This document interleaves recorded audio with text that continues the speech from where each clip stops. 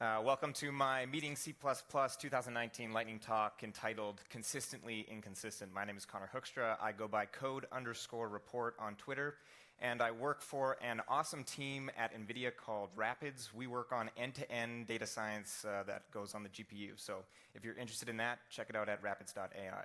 But this lightning talk, I'm going to be talking about programming languages, specifically how we consistently name algorithms inconsistently.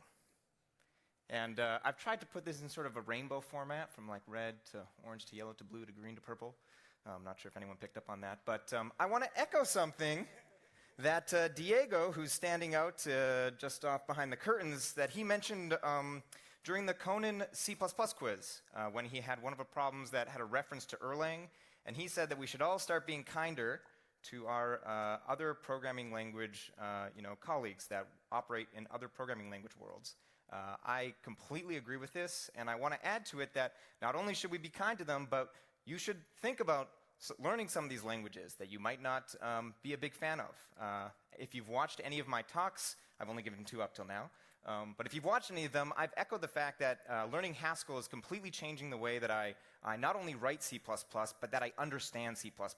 A lot of my understanding and comprehension of algorithms comes from insights from looking at what the equivalents are called in Haskell and other programming languages. And so much so that I actually tweeted about this a month ago.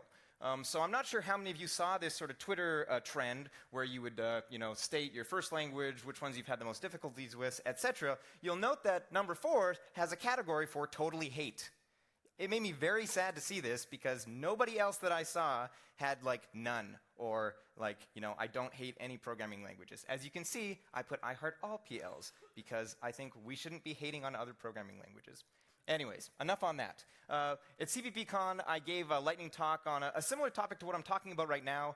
It was called C++ 23 Ranges, Slide and Stride. I talked about 3 algorithms. One of them was the equivalent of these 5 windowed, sliding, slide, divvy, and partition in the 5 following languages. I'm not going to talk about this here. If you want to know more, go check out that lightning talk. It's on YouTube. But basically, I show these sort of 10 languages and a grid of what they're called in different languages for different algorithms. Like I said, not going to talk about this, but you can see that sort of the chunk algorithm is named consistently. So is sort of the stride, but when it comes to the 2 other ones, basically we're split between windowed and sliding, which is unfortunate. If you saw my talk yesterday, I believe it was, I showed a grid of the 3 following algorithms. In C++, we don't have a specific one, but it's for removing the duplicates. You have to call sort and then stood unique. D, they call this unique.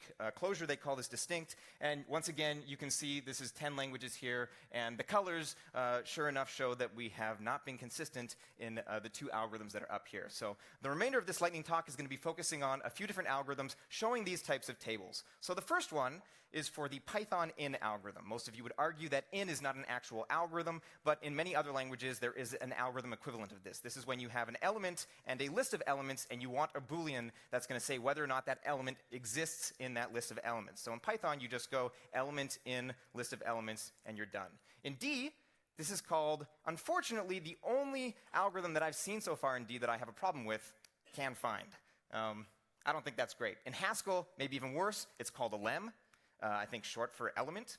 In F#, it's called contains. This is sort of what C++ uses. We've added contains on many of the C++ 20 associative containers so that you don't need to do the ==.end method when using those containers. And Racket calls this member. So once again, if we look across all of these 12 languages now, I added Python and Racket at the end, you can see that we are almost consistent, but I think that contains is sort of the best name for this, so yay for C++.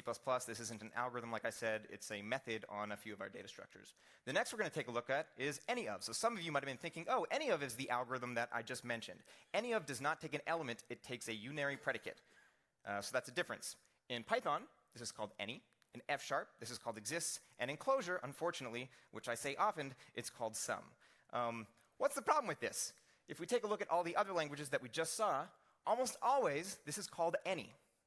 What is any in C++? It's a type erasure type, unfortunately. So what is commonly referred to as a very common algorithm in many other languages, we made a type, quote unquote, in C++, which is unfortunate.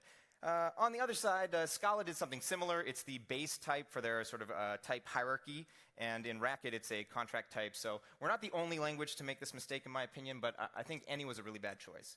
Moving on, our reduction algorithm or fold algorithm in C++ is called accumulate. In Rust, this is called fold. In Clojure, this is called reduce. And pretty consistently, in fact, we actually get this right. But unfortunately, many languages, it's either reduce or fold. So here are the fold languages. Here are the reduce languages. I personally prefer reduce, but I have now these sort of, a semantic attachment to both of these words. So either or works. I think accumulate is really unfortunate, although there are other languages that also use accumulate.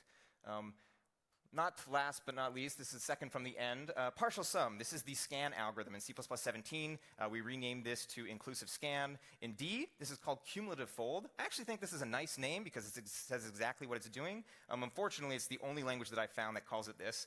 Scala, I think, correctly calls this scan because that's what it was called 50 years ago. Clojure calls this reductions, which I think is very odd. And Python, you'll never guess, calls this accumulate.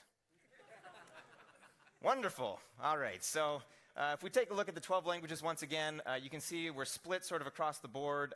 And note that Rust calls this accumulated as well, but that's because they have a cargo package called itertools that basically copies the Python itertools library. So we should ignore the fact that this shows up twice because Rust accidentally, I think it's a big mistake, copied Python in this case. And I believe that the correct name, which we sort of got right in C++ 17 is inclusive scan, is scan. And this comes from APL, which is a language that stands for a programming language. I'll give a talk on that in the future. And last but not least, this is the count algorithm. So this is sort of going backwards. This is what does count do in the languages. So every language seems to have a count method, but they're all very inconsistent. So C++ just does what you would expect, because we're C++ programmers. It counts given an element. In Scala, it's count if, so it takes a predicate. In Clojure, it takes basically it's giving you the length, so it's the equivalent of our dot size.